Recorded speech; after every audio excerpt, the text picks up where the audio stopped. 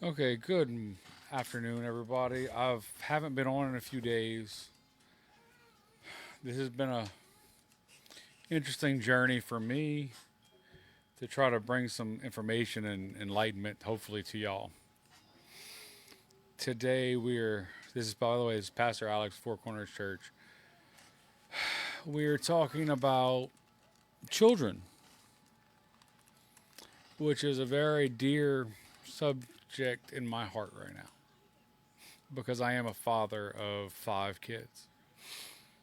Um, we're going to go into some deep stuff, but first, let's see what the Bible, some of the things the Bible says about um, children and as fathers and as things that we're supposed to do. I will start off in, say, Proverbs 22:6. Let's go to Proverbs. Sorry, I have to actually find my spot too, as well today. Let's see, 22:6. Train up a child in the way he should go, and when he is old, he will not depart from it. It is important for us to train our children in the ways of God and to teach them things that is needed. As in, let's look at Deuteronomy 6:7,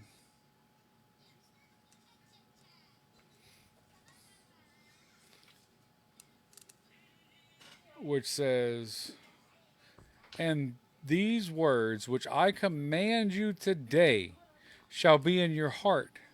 You shall teach them diligently to your children, and shall talk of them when you sit in your house, when you walk by the way, when you lie down, and when you rise up." See, the Lord wants us to come to Him, to teach our children in the ways of Him, to go deeper in meaning and understanding. Well, some people say, "Well, how do I do that? How do I deal with these kids?" Well, we look in Proverbs again, 13:24,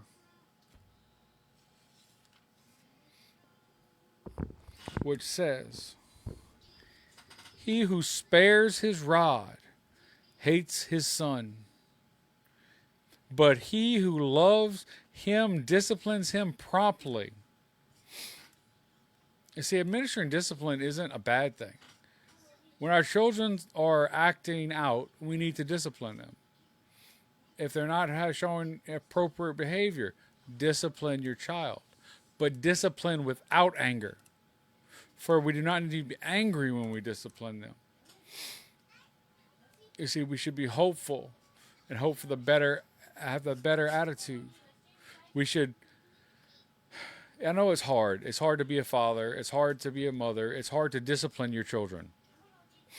For it, I know as a child, I grew up and my father would say, "Oh, this hurts me more than it hurts you."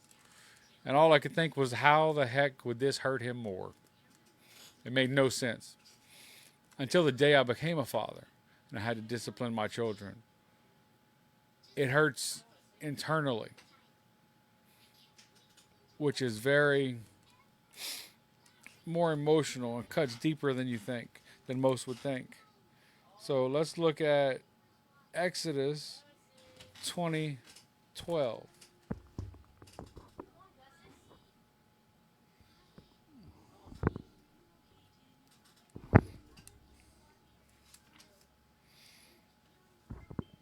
Let's see where it is. It's what it says.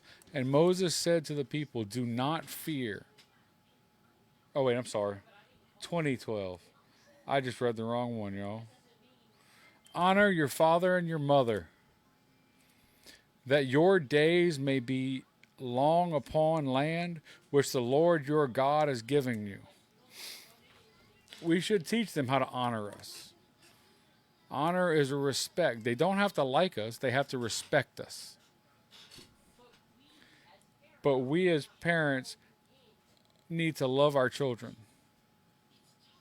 need to have a different understanding of things, need to be better. See, let's look at Joshua 24:5.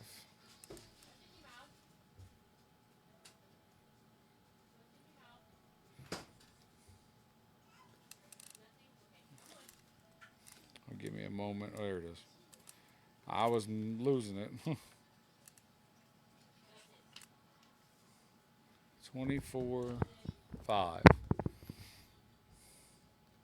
which says, "Also I sent Moses and Aaron, and I plagued Egypt according to what I did among them.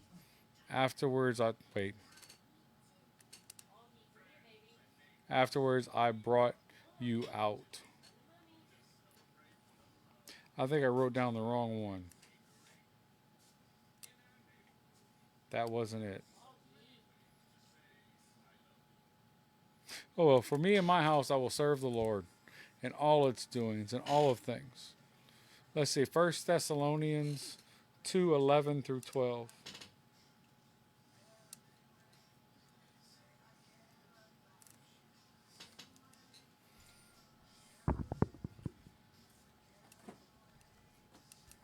Sorry, I'm having a little bit of trouble with my Bible this morning, or this afternoon.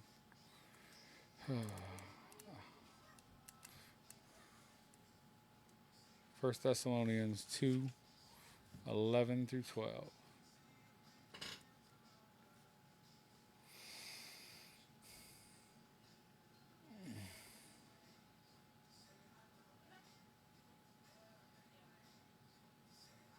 Let's just jump up to 10 also. "You are witnesses, and God also, how devoutly and justly and blameless we have behaved ourselves among you who believe. As you know, you were exhorted and comforted, and charged every one of you as a father does his own children. What that so that you would walk worthy of God, who calls you into his own kingdom and glory." See, God calls us into his own kingdom, into his own glory. You see, right now in America, there's a crisis of absent fathers in America. Do you know that 17.8 million children, nearly 1 in 4, were are out there without a biological step or adopted father in the home? You know, these numbers are staggering. You see, research shows when a child is raised with a father who's absent, it affects a lot of ways. It's a greater risk of poverty, more likely to have behavioral problems, a greater risk of infant mortality, more likely to go to prison, more likely to commit crimes, more likely to become pregnant as a teen, more likely to face abuse and neglect, more likely to abuse drugs and alcohol, and more likely to suffer obesity, and more likely to drop out of school. You see, there's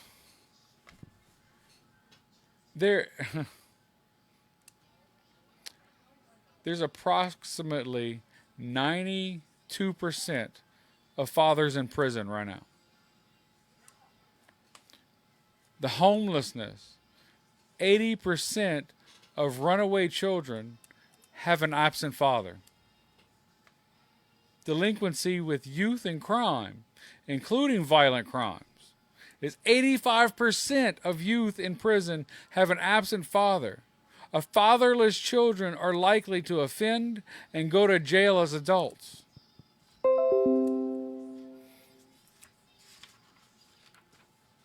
The responsibilities of a father in discipline and instruction are more than you can understand. Everything's more important. You see, the father must maintain order in the household, proper discipline. At the same time, it's his responsibility to give to his children and instruct the ways of the Lord, instruct the principles of Scripture the right way, and the Christian faith. If they have not given discipline and instruction to the families, they're in need. They're missing. They're lacking.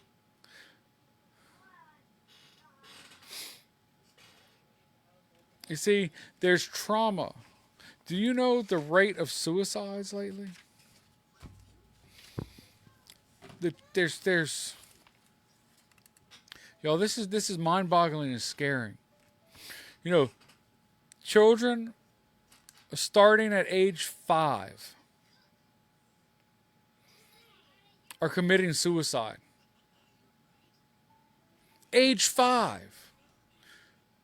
You see, suicide is the 8th leading cause of death among children 5 to 11 years old.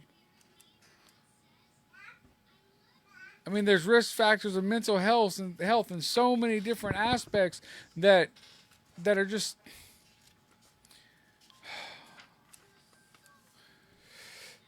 it's the childhood traumas. There's evil spirits and sickness. Ooh. There's so many things in our lives that we have to get to the root of the problems. We have to get to a deeper understanding of what's going on in our families and people who don't have families and the trauma that all these things occur. You see, that's the sexual abuse, okay? Children out there, 1 out of 3 girls and 1 out of 5 boys have experienced sexual abuse in their lives. Foster children are 10 times more likely. Children who live with a single parent, one parent, doesn't matter the father or mother right this second, one parent, who have a live-in partner are 20 times more likely to be victims than with both parents in the home. 20 times more likely. You know that 30% of sexual abuse are abused by a family member? 30%. Yo, what is this world coming to? We have young kids being sexually assaulted. We have young kids committing suicide, literally just killing themselves because they can't handle their lives at 5 years old. It is important that we have the fathers in the home. Y'all, I'm sorry. I keep hitting the button. We keep hitting that button. There we go. All right, I won't hit that one again. So, there's so much more sexual abuse. There's so much more of things happen in the homes than we imagine, which allows evil spirits. You see, the father in the home is supposed to, some of y'all might not agree with these statements and might not understand. But you see, through childhood traumas, things like evil spirits, they affect the mind, the thought, with thoughts that keep prevailing. Evil spirits can affect the emotion, with emotions that rise up. That just can't seem to be managed.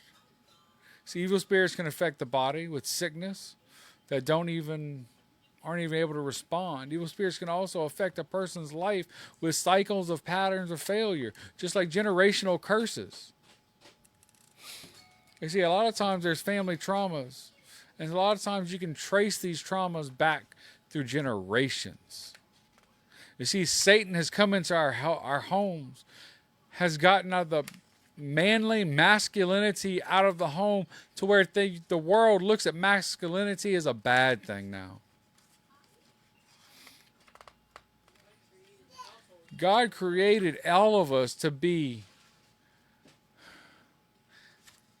in one household. He created man to be there to lead the household in all spiritual matters. We're the ones who are supposed to be there to protect and provide for our families. Provisions also means to be there, to be the involved parent that cares, to be the involved parent who knows what's happening in their household.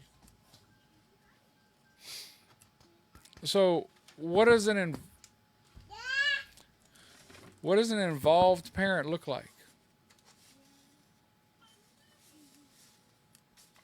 What is about the father's? Well, let's look at the father's presence. You see, we can be present, but we can still be absent in our family. We can still be absent in the things that we're doing in life.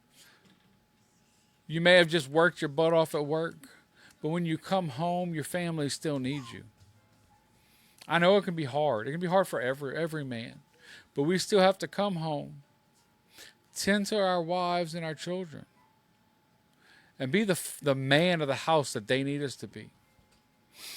You see, the strength of the father is just like everything I said about the absent father. This lower risk of all those things, lower risk of suicide. You see, when I was saying about evil spirits earlier, there is child traumas. There are things that we have to overcome. It's not always a demon. It's not always an evil spirit. But a lot of times those things are let in. Sometimes it's things we have to work out within our mind so that we can have the Christ-like mind. And sometimes these things have to be cast out. So if you go to the doctor and nothing's working, if you've been to a therapist and nothing's working, it could possibly be something else. It's things that we need to look at and be more involved with. Now let's look at the involved fathers. For our good dads. See, men, when we become dads, we're involved with our children's lives. They transform in many ways. You see, our kids are happier, have better physical and mental health. They live longer, have less depression, have an increase of self-esteem, are more likely, are more active in their community, are more involved with civic groups, are more involved, are more moved to adopt healthier model of masculinity, to reduce alcohol and substance abuse, to find a stable and secure jobs, to better manage and save money and strengthen family ties. You see, these things are things that we need to look at. But the other aspect is, fathers, it is important to be involved in our kids' lives because we shape their adulthood. For our daughters, we show them how to be loved by a man. For we are the first men in their lives who love them and who care for them. Our sons, we are role models to them on how you treat a woman so that they know how to treat their wives later on in life. Our roles are important. There's a lot of times we forget about some of the mother's roles and stuff too. But let's look at a little bit of that. You see, about 60% of single parent homes are led by single mothers. 60%. See, what of children whose mothers are, there's about 58% of mothers who are in prison. You see, up to 20% of pregnant individuals and new mothers are affected by maternal mental health conditions, including anxiety, depression, and compulsive disorders. We need to be there for our wives, for the partners. If we aren't Christian or we aren't doing things right, and there's somebody we get them pregnant, we need to stand up and be the men that you're made to be, and take care of them. I'm not saying you should marry them, because sometimes we do things and we shouldn't be put together with that person. That's not the person that God provided for us. We made our own mistakes, but it's not that child's fault. we still need to be the father to that child in all aspects. See, approximately 75% of mental health conditions are experienced by birthing individuals that go untreated in women. See, the other staggering thing is, there's about, in 2020, there was 930,000 abortions. That's not even including the ones that weren't reported. That's not even including the ones that people took a pill to have an abortion. That's not even including the ones that went underground and have an abortion. That is too many. It's time to stand up. It's time to fight Satan where he needs to be, because he has taken us men out of the homes. He has created broken families, lost structures. He's taken away the masculinity of the manhood in society. See, nowadays people look at men and say, oh, it's such toxic masculinity. It is not toxic. It is a God-given ability that we need to keep going forward with, to an understanding that it's all done in love. That we are how we're made to be, that God has called us to be this way. See, the world's trying to make men more feminine and take away the masculinity, which is what Satan wants. He's what the spirit of Ahab is. They want the spirit of Jezebel to come out and take over. Men, it's time to stand up for our families, for our wives, for our children today.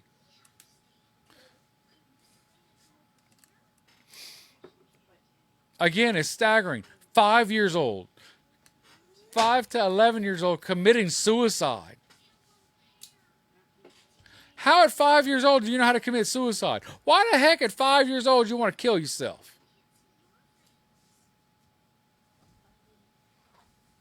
It's because we're not there to protect them.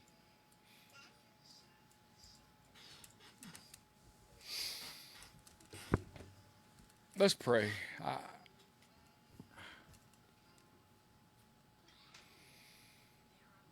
Dear Lord, you've given us many gifts. The most precious of them is of children.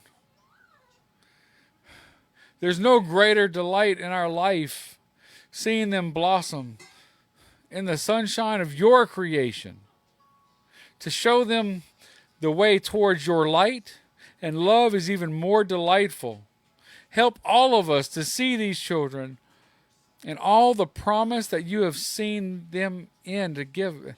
Lord, give us the ability to see the promise, to tell these children they have a purpose for your purpose, Lord. You created them. They were all individually and wonderfully made. Help the men in this society to rise up. Help them to be the masculine men that we need in this culture again, Lord. To protect these children, protect these families, to be the head of the household, the leader of the household again, in spiritual and physical matters. We're not the leader as in do what I say, everything I say. But we're the leaders in the right and wrong, in the spiritual matters, the leaders of teaching the Bible, the leaders in the matter of teaching them about Christ. Lord, give us those abilities to go forth and have that understanding, and to teach in all ways that we can, Lord.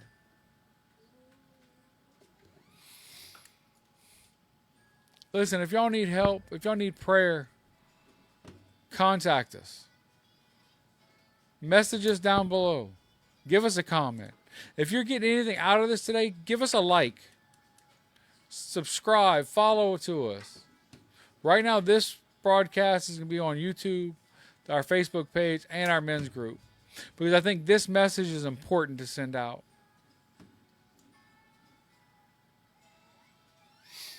You know, remember you're blessed to be a blessing. Go tell somebody about Jesus. And tell your kids about Christ. And love on them today. Ask them questions. Sit them down today and ask them, how was your day? Oh, why are you upset?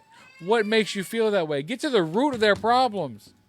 Help them go and understand how to love and navigate this world. Because we are supposed to be in this world, but not of it.